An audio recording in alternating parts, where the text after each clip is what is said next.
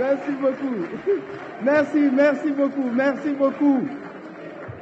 Vraiment, merci beaucoup, Monsieur le Président de l'Assemblée nationale, Monsieur le ministre chargé des relations avec les institutions, chers collègues,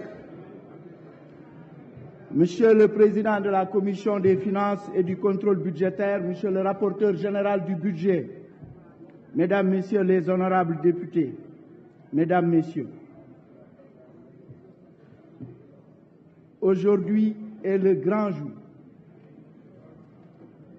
C'est le 25 octobre qu'avait débuté ce marathon budgétaire qui porte bien son nom. Il s'achève 46 jours plus tard, au cours desquels la démocratie sénégalaise a respiré. Rendons grâce à Dieu. C'est vrai, le débat républicain qui a eu lieu dans cet hémicycle a été parfois rude. Il y a eu des hauts et des bas. Mais permettez-moi tout d'abord d'adresser à l'honorable député Amin Ndiaye Gniby mes vœux de prompt et complet rétablissement. Mesdames, Messieurs, honorables députés, nous sommes à notre 23e jour de plénière, mais avant cela, nous avons passé 20 jours en commission des finances élargie aux commissions techniques. Et c'est l'occasion de dire que les travaux en commission ont permis d'éclairer les débats en plénière. C'est ça la vérité.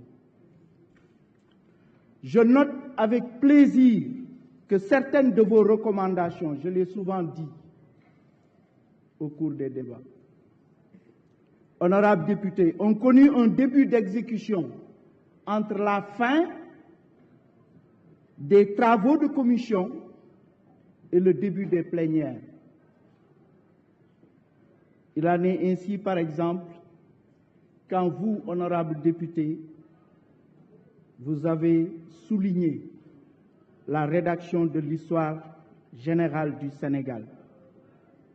Vous avez plaidé pour que soient renforcés les moyens alloués à cette grande œuvre scientifique. Cher à feu le professeur Iba Der Thiam, paix à son âme, cela a été fait dès la fin des travaux en commission pour un montant de 100 millions. C'est pour dire certaines de vos recommandations aux commissions techniques ont été prises en compte bien avant les plénières. Monsieur le Président de l'Assemblée nationale, honorables députés, Mesdames, Messieurs, le budget de l'État pour l'année 2023 est arrêté à 6 411 milliards, 5. C'est un nouveau record. Mais ce n'est pas la peine de revenir là-dessus. Le gouvernement ne tire aucune gloire particulière de ce chiffre. C'est juste la preuve que le Sénégal avance. Oui, le Sénégal avance, que nous sommes sur la bonne voie, malgré les difficultés, malgré les crises, en dépit des vents contraires. Et un honorable député m'a posé la question tout à l'heure. Mais d'où viennent ces 6 411,5 milliards? Fondamentalement de la croissance. Fondamentalement de la croissance.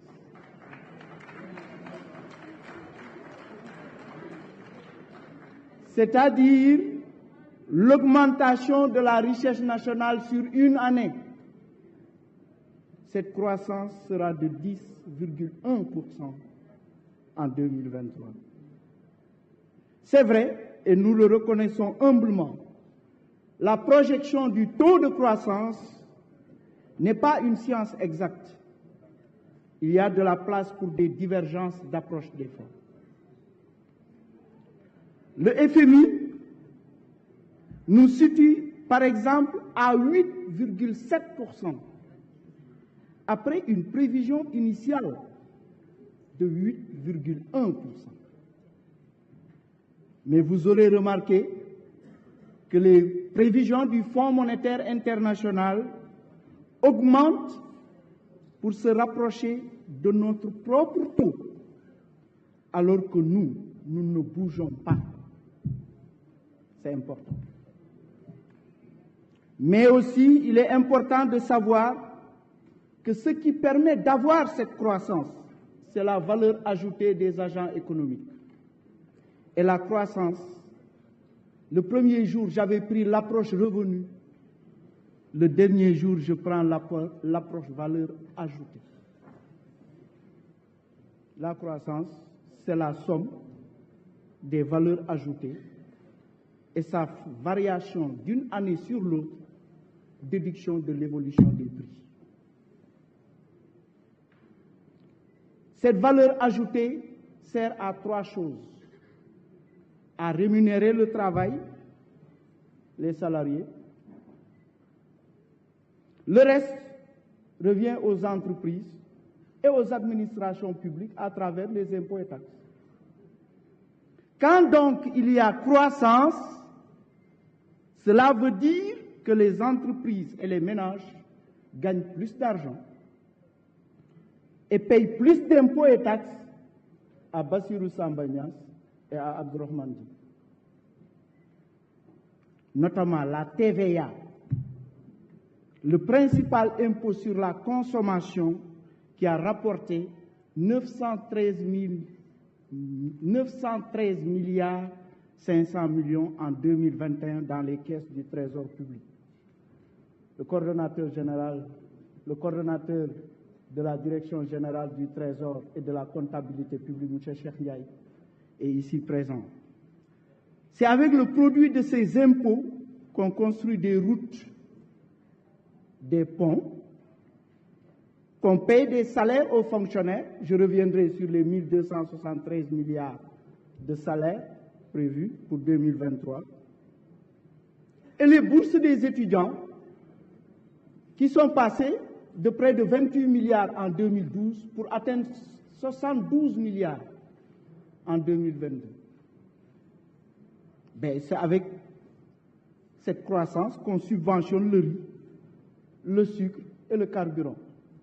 J'avais déjà indiqué ici que de 2016 à maintenant, c'est 1048 milliards de subventions qui ont été accordées dans le cadre de la compensation tarifaire des pertes commerciales et de l'égalisation du prix de l'essence au niveau du territoire national. Mais mieux, c'est grâce à la bonne collecte de ces impôts que notre pays inspire confiance à nos partenaires publics comme aux investisseurs privés qui acceptent de mettre leur argent dans notre pays car ils croient en notre avenir. Donc, honorables députés, si on vous demande si la croissance se mange, répondez sans hésiter oui.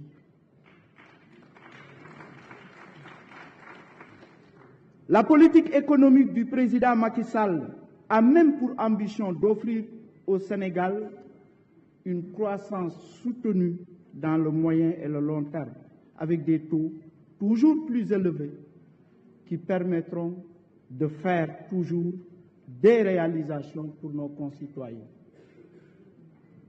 Dans le projet de loi qui vous est soumis, sur les 1411 milliards 500 millions, les dépenses s'établissent à 5141 milliards 900 millions, dont 84% financés sur ressources internes. Ce que cela veut dire, c'est que le Sénégal est sur la bonne voie pour conquérir sa souveraineté budgétaire. Quant aux dépenses sur ressources extérieures, elles s'établissent à 667,9 milliards. C'est 15%. Il y a une époque,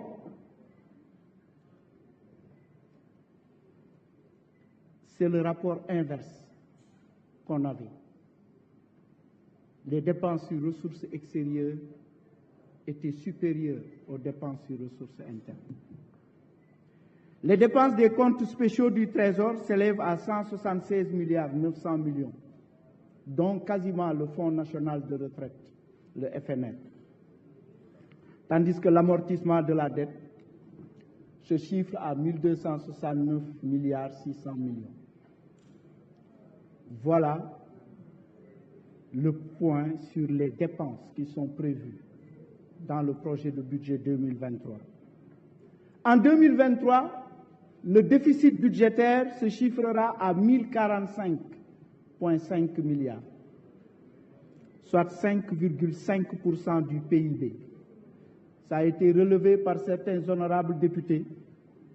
C'est un chiffre qui va paraître élevé, mais il ne fait que refléter la violence des chocs exogènes que nous subissons depuis 2020.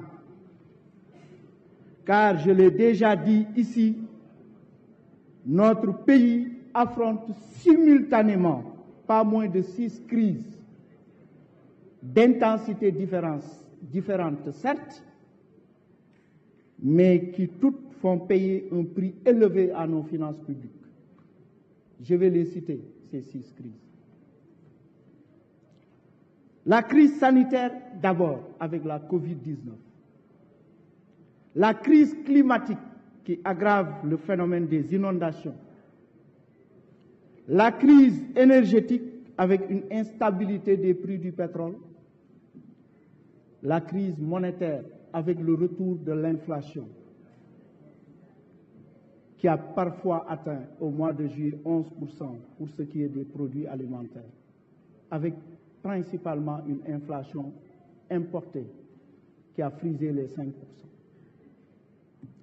La crise alimentaire avec les conséquences de la guerre en Ukraine sur les cours mondiaux des céréales, oui, et la crise sécuritaire avec l'explosion de la violence terroriste chez certains de nos proches voisins.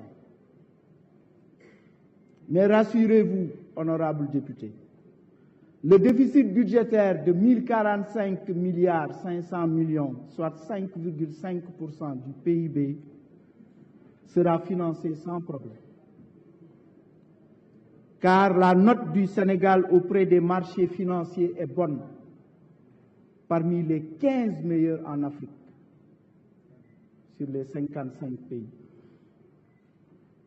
Dans son dernier rapport sur l'analyse de viabilité et de la trajectoire de la dette publique du Sénégal, un honorable député s'est référé d'ailleurs à la stratégie de dette à moyen terme comme document qu'on vous a envoyé. Le FMI a publié en juin 2022, je cite le Fonds monétaire, la dette du Sénégal est jugée viable avec un risque modéré de surendettement, fin de citation. Retenons que tous les pays du monde membres des Nations Unies sont classés en catégorie de surendettement. La France, les États-Unis, le Japon, tout le monde. On ne dit pas, si on parle de surendettement, on pense que le pays, le Sénégal, est surendetté par rapport à d'autres pays. Non, c'est le terme consacré. Pour les 165 pays, on les classe en 4 catégories. Risque de surendettement faible, risque de surendettement modéré, risque de surendettement élevé et en détresse. En détresse, nag mooy xamuñ ci yow dara. Waaw, ci 4 catégories yooyu, monde bi yëpp lañ koy classé. Du Sénégal rek. Afrique 5 ñoo ci nekk faible parce que ñooñu mënuñoo leb sax 5 la ñooñu buñ tuddoon seen tur mënuma ko wax nag fii da ngeen xam ne ñii kat duñ suñ naaw la ñun am nañ ay pont ki ay autoroute ki ay yooyu duñ ko def mais 15 ñoo ci nekk Afrique risque de surendettement modéré Sénégal ak Côte d'Ivoire ca lañ bokk ñeneen ñëpp ñu ngi élevé ak détresse. waaw loolu nag day baax ñu wax ko léegi ñu ne parce que dette bi foogoon naa premier jour réglé woon nañ mais comme ñëwaat na nañ ci xaw a laal tuuti rek pour rassurer ñëpp. Le ratio, le rapport l'a bien transcrit. Qu'on utilise dans les standards de l'UEMOA, ce ratio d'endettement qui est actuellement projeté à 67,9% du PIB, 11 447,2 milliards, ce ratio sera de 64,5% du PIB en 2023, inférieur à la norme communautaire de 70%. Non seulement jusqu'en fin 2022, on ne l'a pas atteint. En 2023, ce ratio de 67,9% du PIB baisse pour se situer à 64,5%. Oui, nous avons des dettes, mais c'est parce que nous avons beaucoup d'ambition pour ce pays et parce que notre capacité de remboursement est excellente. Le Sénégal fait face à ces échéances à court, moyen et long terme sans difficulté. Dans l'économie mondiale, on ne prête qu'aux riches, riches en argent ou riches en perspective de développement. C'est important. Mais permettez-moi également de vous rassurer sur un point. La dette publique du Sénégal va commencer à baisser drastiquement dès l'année 2024, puisqu'en 2024, cette dette publique se situera à 63,3%. Et la tendance va continuer jusqu'en 2027. Je vous donne les chiffres. 61% en 2025, 58,9% en 2026 et 56,9% en 2027. Vous nous avez assigné le rôle de suivi. On suivra ensemble ces indicateurs, vous et nous, ces indicateurs de tendance baissière de la dette du Sénégal. C'est d'ailleurs l'occasion d'insister sur un point. La qualité de la dette dépend de la manière dont le pays est perçu par le reste du monde. C'est important. Aucun pays ne peut vivre en autarcie. Nous sommes à l'ère de l'interdépendance. Il est beaucoup ressorti ici, beaucoup, une tendance à une économie en autarcie. Un virus apparu en Chine a déclenché un confinement à Dakar. Une guerre sur le sol européen a entraîné un renchérissement du prix du fer à béton à Kolda. Oui, les honorables députés originaires de cette région l'ont évoqué ici. Une simple décision du président de la Banque fédérale des États-Unis provoque des difficultés chez un commerçant à Touba, car le cours du riz sur les marchés internationaux est fixé en dollars. Mais en même temps, le monde qui nous entoure est rempli d'opportunités, d'occasions de s'enrichir intellectuellement et matériellement. L'histoire du monde est celle d'une ouverture constante. Ne l'oublions pas. Ce n'est pas le moyen de se renfermer. N'ayons pas peur de la mondialisation. Au contraire, dominons-la pour en tirer le meilleur profit. Monsieur le Président de l'Assemblée nationale, honorables députés, Mesdames, Messieurs, le projet de loi de finances 2023 qui vous est soumis est totalement cohérent avec les 3 axes stratégiques du plan Sénégal émergent. C'est ainsi qu'il contient, que les allocations qu'il contient sont affectées. Vous avez reçu depuis ce matin 3 autres documents. Le programme d'investissement prioritaire 2023-2025 en termes d'échéanciers et de commentaires. Vous avez reçu le budget citoyen. Vous avez reçu le budget en bref. On ne peut qu'être transparent avec la représentation nationale pour une meilleure lecture du budget de l'État du Sénégal. Et comme je vous l'ai indiqué, la cohérence avec le plan Sénégal émergent du budget 2023, cette cohérence se traduit par ses allocations budgétaires. 62% à l'axe 1, transformation structurelle de l'économie et croissance. 22% à l'axe 2, capital humain, protection sociale et développement durable. Et 16% à l'axe 3, gouvernance, institutions, paix et sécurité. Au-delà de cette grande répartition, on l'a abordé ici, une fois, lors de l'examen du budget d'un ministère, j'ai eu à indiquer que le contenu du budget 2023 épouse parfaitement les 8 secteurs clés de notre politique économique et sociale, en ce que ces secteurs bénéficient de 80% des allocations budgétaires. Ces 8 secteurs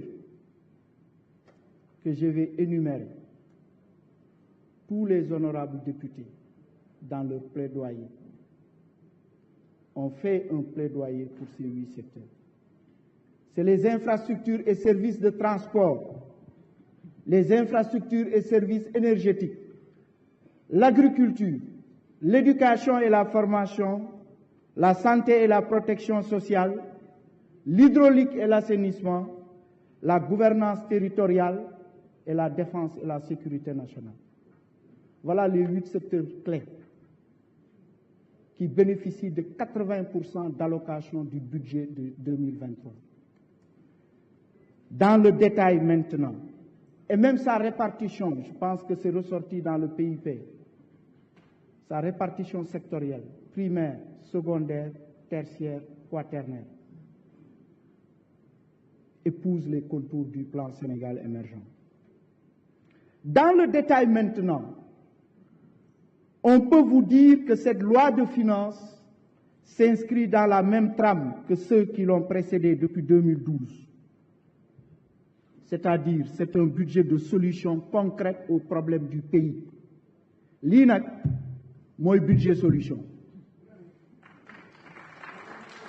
Dinaa ci ñëwaat tuuti pour wax ne budget solution bi sama benn mag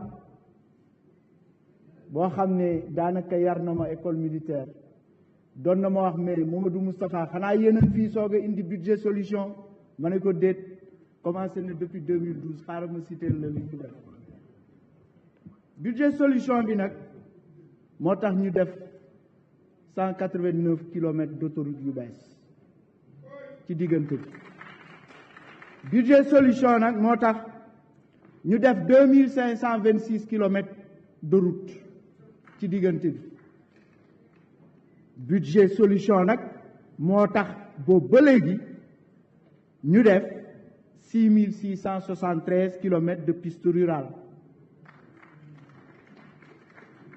loolu waa Médina Yoro Fula xam nañ ci dara budget solution nag moo tax ñu def 5301 villages yoo xam ne ak ay amoo ñu électrifié ko a dëgg-dëgg nag def naa 30 ans de service de waaye li ñu def ci affaire électricité 84 villages par an avant léegi ñuy def 446 villages par an moo tax ñu mën a àgg ci nombre bi loolu nag li muy wane rek ne dañu gën a yokk parce que bu ma joxe woon répartition budget bi ma leen wax 80% il y a 10 ans at léegi di ngeen xam ne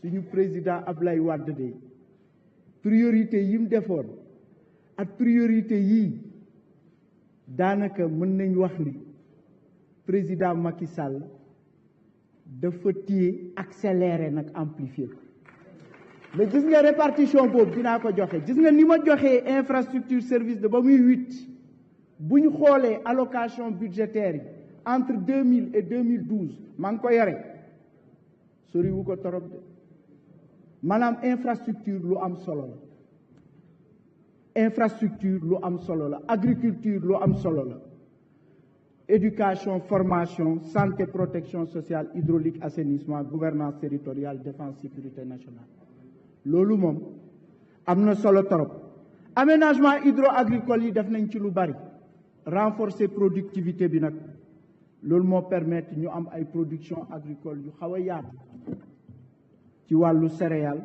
agriculture jaar na fi démb élevage jaar na fi yooyu di ma ci ñëwaat ci wàllu éducation aussi def nañ ci lu tolloog 35 897 salles de classe daara moderne yi nag tàmbalewul léegi li may wax 64 daara moderne def nañ ko avant def 5 instituts supérieurs d'enseignement professionnel dolli ci 14 espaces numériques ouverts hôpitaux yi nag comme li ñu wax yu bees ak yi àggali 9 lañ 18 centres de santé 300 postes de santé 21 centres de dialyse gratuité soins yi nag laal na 2 500 000 enfants yoo xam ne amaguñ juróomi at bourse sécurité familiale yi nag nañ ci wax mu leer buñ ne 316 941 familles vulnérables mooy dañ leen di jox 25 000 ñetti weer yu ne at mi muy 100 000 mais pendant 5 ans parce que dégg naa ñu wax fi lu bari bi sama naataango jaaree woon fii Samba Ndiobé mu mel ni dañuy jox ren rek 300 jëlaat ñeneen déwén at yooyu loolu doonal baax ñu leeral ko tuuti ci wàllu bourse familiale yi boobu ba léegi train express régional nag Dakar Diamniadio ça fait le bonheur de 10 millions de passagers en moins de 9 mois d'exécution loolu nag mën nañ ko def toujours ci li ñuy wax fan lañ dugal suñu budget ci diggante bi le pont Nelson Mandela de Foundiougne abordé nañ ko fi ci la bokk le nouvel aéroport international de Saint-Louis inauguré le 14 juillet 2022 les stades de basketball arena wax nañ ko arène nationale bi wax nañ ko stade bu mag bi bu football biñ tuddee président maître Ablaye Wade wax nañ ko fi li nga xam ne nag mooy ci emploi public bi laaj nañu leeral ko parce que 73 790 postes budgétaires yu bees la ñu créé ci diir bi diggante 2012 at léegi 25 000 postes budgétaires nag moo doon am avant ci fukki at ak ñaar donc loolu yokk nañ ko bu baax a baax wax nañ aussi fii bi fi ministre yi jaaree am na benn recrutement spécial boo xam ne wax nañ ko ci xëyu ndaw ñi boo xam ne touché na 34 850 jeunes ci wàllu enseignement ci wàllu sécurité ci wàllu nettoiement wax nañ ko fi ci wàllu animateurs sociaux éducatifs ci wàllu stagiaires yi on a posé effectivement le problème de la soutenabilité budgétaire de ce programme. Oui, c'est un programme soutenable, je le réitère, parce que l'impact budgétaire de ce programme de 450 milliards de francs CFA à raison de 150 milliards par an est bien prévu dans le budget et s'exécute correctement. Et enfin, 9 000 agents de sécurité de proximité. Voilà les solutions que les budgets antérieurs ont apportées. Donc ce budget de solution ne date pas de l'année 2023. C'était important de faire ce bref rappel historique. Mais je peux vous dire, Monsieur le Président de l'Assemblée nationale, honorables députés, Mesdames, Messieurs, qu'avec le budget 2023, le meilleur est à venir. C'est pourquoi, en adoptant cette loi de finances, vous allez renforcer le pouvoir d'achat des populations sénégalaises. Grâce à la revalorisation de la masse salariale dans la fonction publique, oui, ça coûtera 236 milliards de plus. Oui, on sera à un taux de ratio de masse salariale par rapport aux recettes fiscales de 36,5%, légèrement au-dessus du plafond communautaire de 35%. Mais c'est un choix assumé parce que, effectivement, le renforcement du pouvoir d'achat des agents publics en valait la peine. Avec effectivement, en adoptant cette loi de finances, on met en œuvre la politique de subvention des denrées alimentaires à raison de 100 milliards et de l'énergie pour 350 milliards, mais aussi grâce aux emplois créés dans le secteur public. Mais puisqu'on parle de subvention, permettez-moi de m'arrêter une minute sur ce sujet. C'est important. C'est un sujet qui tient à cœur plusieurs honorables députés. Mon regard est de ce côté-là et de ce côté-là. En fait, ça vous tient à cœur, je comprends bien, honorable député. L'un des honorables députés a même dit effectivement que l'État va augmenter les prix du carburant. C'est un débat intéressant que vous posez. Le litre de gasoil, madame, litre gasoil, mu ngi jar 655 francs. Litre supercarburant mu ngi jar 890 francs. Bu fekkoon ne président Macky Sall subventionné wu ko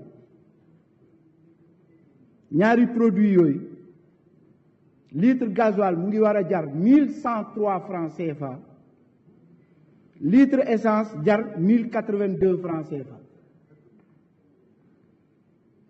ci gàttal heure boo jëndee benn litre gasoil ba tey 448 francs CFA le trésor public di ñàkk di ci def ci benn boo jëndee essence 192 francs la ci trésor public di def waaw buñ xoolee loolu coût total bi xam nga ñaata la ci at mi ñaar yooyu rek mu ngi toll ci 527,7 milliards ñaar yooyu rek loolu les 524,7 milliards font 2 fois le budget du ministère des Forces armées qu'on a examiné hier. Parce que hier, on a examiné le budget du ministère des Forces armées qui faisait dans l'ordre de 200 et quelques milliards en crédit de paiement. Les 524,7 milliards de subventions font 2 fois le budget du ministère des Forces armées. Mais léegi nañ continuer analyse bi subvention boobu fan la jëm parc automobile au Sénégal 789 000 nañ ko noté parce que li ñuy wax nii am na solo torop parce que dañ ko fi waxati ko parc bi yëpp mu ngi toll ci 789 881 véhicules mais nag li nit ñi foog amul de 51% nag super la ñuy dawee 49% gasoil xam nga dañu foogoon ne ñi dawal gasoil non mais 51% yi ñoom ñooy dawee super 49% yi gasoil waaw loolu mooy circuler léegi ñu ne bu ñu xoolaatee loolu ci biir oto yi nga xam ne gros cylindrée yi ñuy wax mu ngi toll yi 4x4 yu mag yi mu ngi toll ci 22%. maanaam ñi nga xam ne puissance fiscale bi ni ñu koy waxee puissance fiscale bi ëpp na 11 chevaux ci la toll loolu 22% la 61% mooy ñeneen ñi 17% mooy 4 chevaux yi 61% yi mooy entre 5 et 11 mais li am solo mooy ñu retenir ne 22% yi daal mooy 4x4 yu mag yi mën nañu wax daanaka même borom alal 4x4 yu mag yi 22%. waaw léegi ñu ne bu ñu xoolee ci ñooñu oto yooyu 177 428 véhicules yoo xam ne seen puissance ëpp na 11 chevaux 4x4 yi bu ñu xoolee loolu bu ñu analyser ñooñu ñu ngi bénéficier wu état bi mu ngi supporter 40% ci seen jëndam essence ñooñu analyse fine la nit ñi di def maanaam bu ñu xoolee parc essence parcu Sénégal ba mu jeex ñu xool ñu ne am na 177 428 véhicules dont la puissance est supérieure à 11 chevaux ñooñu noonu presque subvention bi ñuy joxe ci état bi mu ngi supporter 40% ci ñooñu donc subvention bi am na problème mu ciblage loolu rek lay wone am na problème mu ciblage parce que ñu ngi dépenser ay milliards pour 4x4 yooyu waaw en économie c'est ce qu'on appelle des passagers clandestins et ce n'est pas un problème simple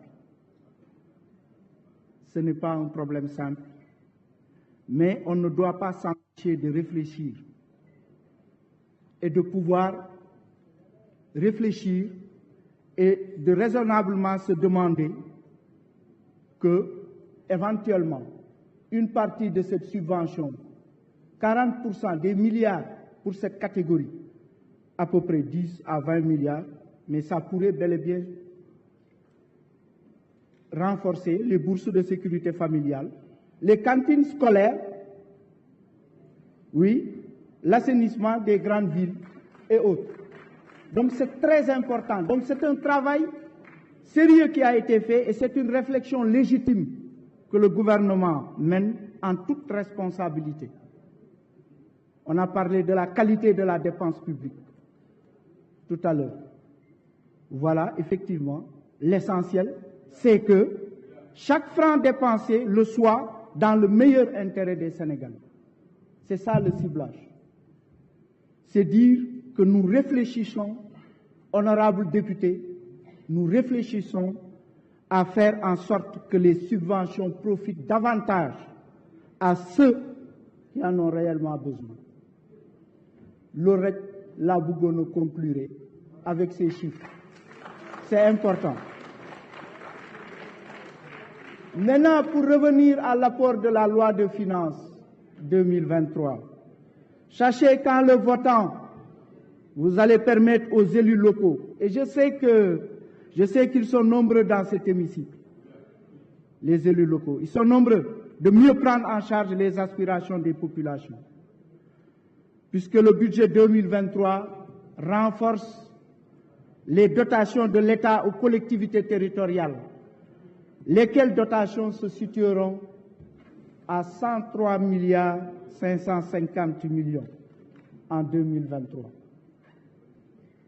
En votant ce budget, vous allez contribuer à l'amélioration de l'équité territoriale et sociale, puisque vous donnerez les moyens aux programmes que sont le PUMA, 12 milliards, le Promoville, 15 milliards, le PUDC, 20 milliards, les bourses de sécurité familiale, 35 milliards.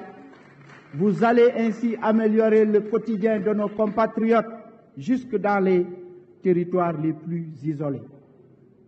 Si vous votez ce budget, vous apporterez votre pierre à notre sécurité collective en donnant aux forces de défense et de sécurité les moyens de nous défendre, de nous protéger efficacement contre les menaces qui rôdent. Voter ce budget, c'est non seulement soutenir les agriculteurs en faveur de qui une enveloppe de 80 milliards est prévue pour l'amélioration de leur production, mais aussi renforcer l'appui à la sécurité alimentaire dans les régions de Louga, Kaffrine et Matam. Voter ce budget, c'est appuyer le monde de la pêche. Un honorable député a fait ici un plaidoyer pour ce secteur,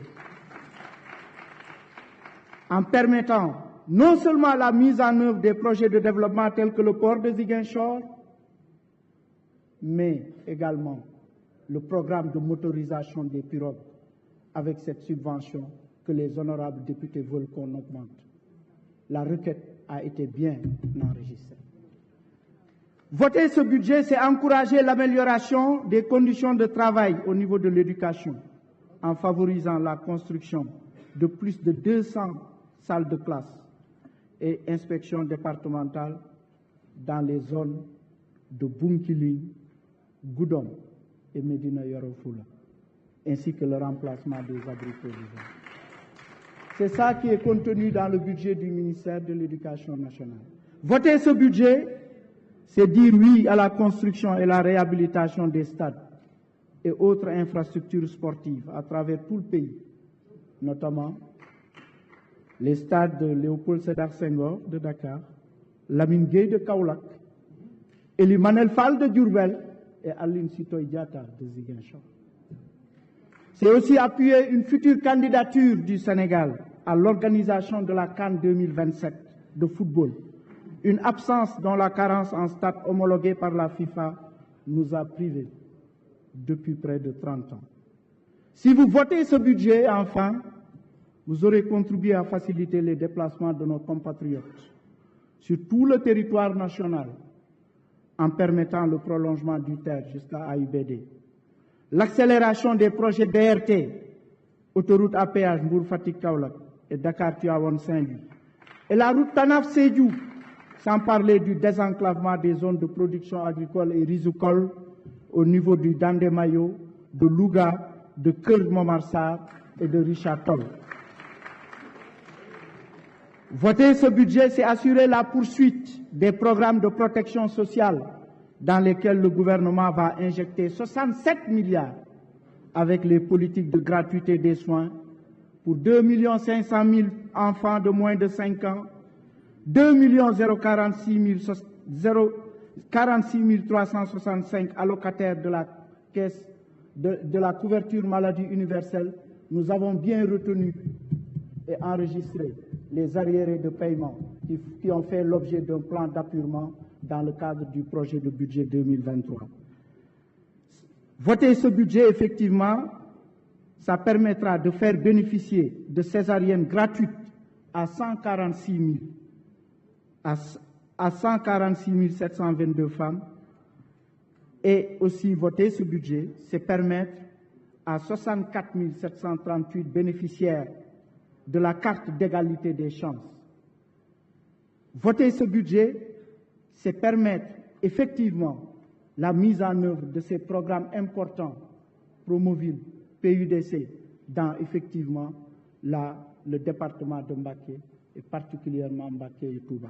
Voter ce budget, c'est enfin mieux préparer nos enfants qui constituent notre avenir en faisant le pari de l'éducation, de la formation professionnelle et de l'enseignement supérieur, grâce à un budget de l'éducation et de la formation de 1127 milliards. Voter ce budget, c'est renforcer le niveau de la qualité de nos offres en infrastructures sanitaires, avec notamment les nouveaux hôpitaux, le Dantec, de Tivaouane Mbour et la polyclinique de l'hôpital principal. On a abordé la polyclinique, mais c'est dans le cadre de la mise en œuvre du PSE, dont parmi les 27 projets phares du plan Sénégal émergent figure Dakar Medical City. C'est pourquoi il est important de mettre en œuvre ce projet de construction de la polyclinique de l'hôpital principal. Voter ce budget, c'est en définitive mettre en œuvre les dispositions fiscales qui y sont contenues et qui permettent de lutter contre la fraude fiscale et surtout la rationalisation des dépenses fiscales. Ça a été abordé par un honorable député ici à la tribune. Il s'agit là de solutions concrètes à des problèmes concrets. Et j'invite les 165 députés de l'Assemblée nationale à donner à nos concitoyens la possibilité d'en jouir. Monsieur le Président de l'Assemblée nationale, honorables députés, mesdames, messieurs, pendant les 46 jours que nous avons passés ensemble, je vous ai bien écouté. J'ai attentivement noté toutes vos préoccupations majeures. Vous avez appelé à une plus forte mobilisation des ressources internes. Ça a été un refrain ici. À cet égard, nous devons veiller à ce que les assujettis payent les impôts qu'ils doivent. Cela me permet d'aborder le contentieux fiscal avec des médias qui découle d'un contrôle fiscal qui a démarré en janvier 2021. Un dossier fiscal ne peut pas être traité ici en public. J'invite le président du groupe des médias à se rapprocher de l'administration fiscale pour trouver un dénouement à ce problème. Oui, vous avez appelé à une plus forte mobilisation des ressources internes, mais vous avez aussi demandé de renforcer les contrôles à tous les niveaux. Vous avez aussi demandé l'assainissement de la gestion des finances publiques, l'amélioration de la qualité de la gestion, de l'efficacité et de l'efficience des dépenses. Nous les avons enregistrés. Vous avez réclamé plus d'équité territoriale et sociale. Il y a eu des avancées importantes sur la réduction des disparités territoriales. Nous l'avons noté. Vous avez demandé également un renforcement des investissements à travers le BCI décentralisé en faveur des collectivités territoriales. Vous avez demandé une meilleure prise en charge de la diaspora en termes d'assistance, d'accompagnement dans leurs projets d'investissement et de facilitation de leur accès aux cartes d'identité, aux passeports et à une assistance sociale et judiciaire. Vous comprendrez que quand je notais ici, à côté du doyen, du sage, M. Sambassi, j'ai tout noté et aujourd'hui, je peux restituer cela sans difficulté majeure parce que vous avez été pertinent en demandant effectivement à ce qu'on puisse encore et encore assurer une meilleure prise en charge de la diaspora, nonobstant les instruments